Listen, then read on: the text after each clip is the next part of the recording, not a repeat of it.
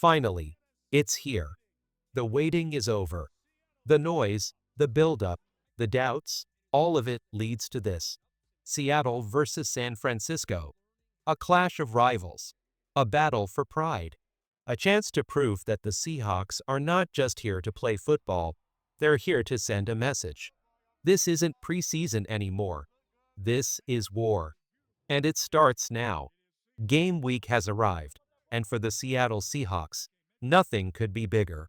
Forget the practice runs, forget the meaningless snaps of preseason. This one counts. And it's not just any game. It's the San Francisco 49ers, the team Seahawks fans love to hate, coming into Lumen Field. The atmosphere? Electric. The stakes? Sky high. For Seattle, this is more than just week one. This is about starting the season strong, setting the tone, and showing the NFL that they are ready to fight for every single yard. You can't go undefeated unless you win the first game, and against a rival like San Francisco, that first win would feel twice as sweet. But let's be real, before the Seahawks step onto the field, there's one big cloud hanging over this matchup. Injuries. Christian Haynes is out with a pec injury, and that's already locked in. He won't be suiting up. Not this week. Maybe not for a while.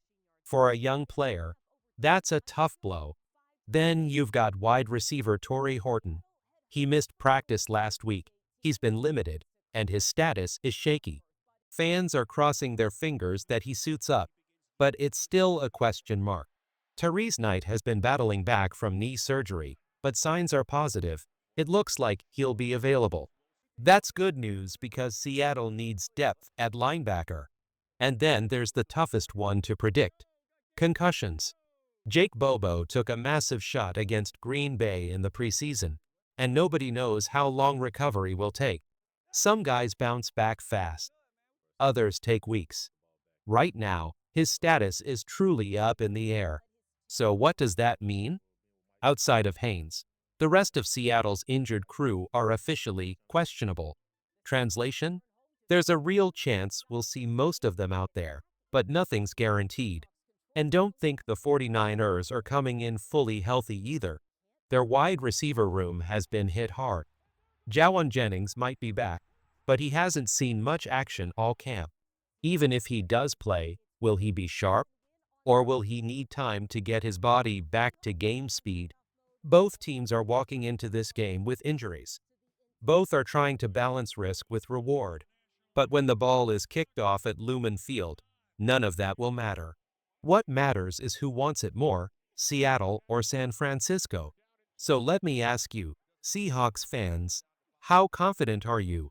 On a scale of 1 to 10, how much faith do you have in Seattle pulling off a huge Week 1 win over the 49ers? Drop your number in the comments, because this game could define the start of the season. Now let's talk about the other side of this battle, the San Francisco 49ers wide receiver room. And let me tell you, it's a mess. Jordan Watkins is fighting through an ankle injury. And here's the thing with wideouts, an ankle injury doesn't just hurt, it changes everything. It limits speed, it limits cuts, it limits the routes you can run. A receiver who isn't explosive is a receiver defenses can handle. And that's not all. Jacob Cowing? Done. That hamstring is shot, and if you've ever had one, you know, hamstrings linger. They nag. They drag you down all season long. The only cure is rest. And right now, rest means he's not stepping on the field. And Brendan Rice? Forget it. He's still working his way back from knee surgery. Best case scenario, maybe we see him around mid-season, but not this week. So here's the truth. This 49ers wide receiver group is wounded. They're scrambling, pulling in guys who weren't even fully integrated into the offense yet. Yes, Marquez Valdez-Scantling is sitting on their practice squad, and sure, he might get elevated. Same goes for Kendrick Bourne, a veteran, but one who's bouncing back into the system after time away. But let's be honest, no matter how experienced these guys are, you don't just walk into a new scheme and instantly click. That leaves Ricky Pearsall, the young second-year wideout. He's talented, he's tough, but he's also inexperienced. He missed a lot of time in his rookie season, and now the Niners need him to step up against a hungry Seattle secondary. That's pressure, and that's where the Seahawks can feast. Seattle's veteran corners and safeties have an opportunity here. This is a chance to take advantage of miscommunication, inexperience, and timing issues in the Niners' passing attack. Their receivers will not be in perfect sync. Their chemistry won't be sharp. And when you're playing in front of a roaring Lumen Field crowd, every mistake gets magnified. So the big question, which injury list hurts more? Seattle has some concerns, sure, but San Francisco's receiver group looks like a patched-up puzzle. What do you think, fans? Whose injuries matter more in this matchup, Seattle's or San Francisco's? Type C if you think it's the Seahawks, or type SF if you think the Niners' battered roster is the bigger problem. I want to hear your take, because this storyline could decide who walks away with the win. Let's talk about one of the biggest reasons Seattle has a real shot to shock the 49ers, the offensive line. Last year? Let's be real. It was rough. The scheme didn't fit. The players couldn't build chemistry. Every week it felt like the Seahawks were rolling out a different combination.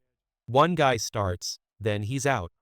Abraham Lucas was supposed to lock down right tackle, but injuries kept him sidelined most of the year. It felt like a revolving door. And with no stability up front, how do you expect an offense to dominate? You simply can't. But this year feels different. There's a new energy.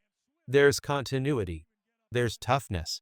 Charles Cross may have missed some time in camp with that finger issue, but he's a vet now. He knows how to hold his ground. Gray Zabel? He's been a steady rock, proving he can adapt to any lineup around him. And let's talk about the young guns. Jalen Sundell at center, Anthony Bradford at right guard. When I first heard Bradford was getting the starting nod, I'll admit, I was nervous. Rookie linemen don't always transition smoothly, but in the preseason, he showed grit. He showed growth. He showed that he belongs. These guys aren't just filling spots, they're hungry, and they're ready to protect. Here's the difference maker, the scheme. Last year, Seattle lived and died by throwing the ball. Too many times we saw Geno Smith forced to chuck it 40 or 50 times just to keep up. Too many times, defenses pinned their ears back, rushed the passer, and feasted. It was predictable. It was frustrating. It wasn't Seahawks football. That's over.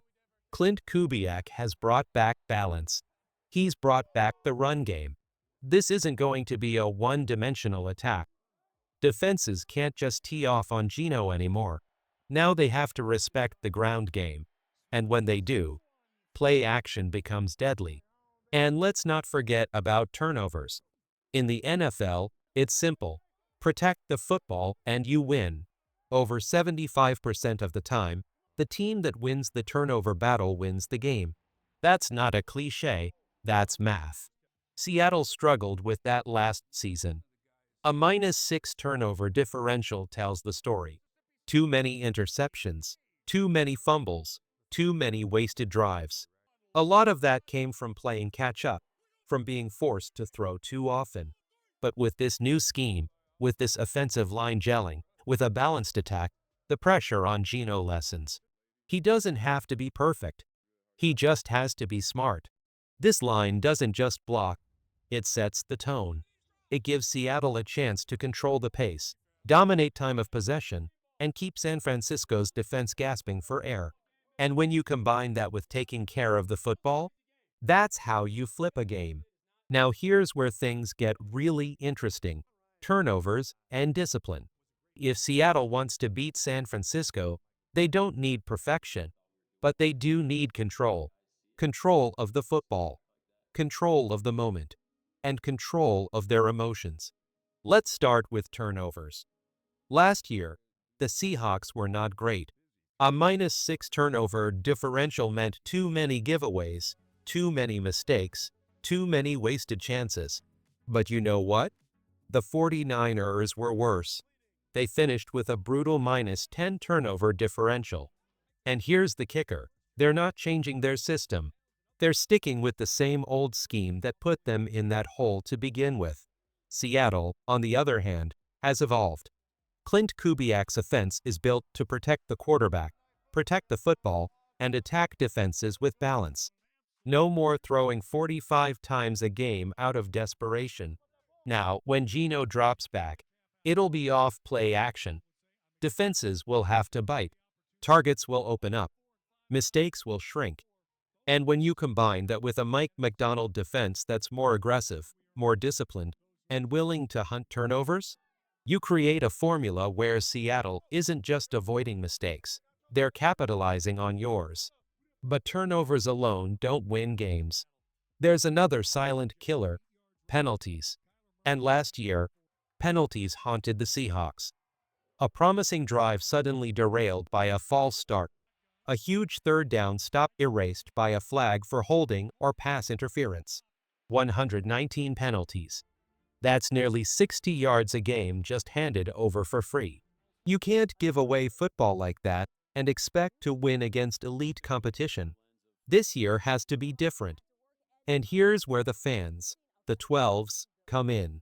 Because Lumen Field isn't just a stadium, it's a weapon. It's the loudest, most intimidating environment in the NFL. It rattles quarterbacks.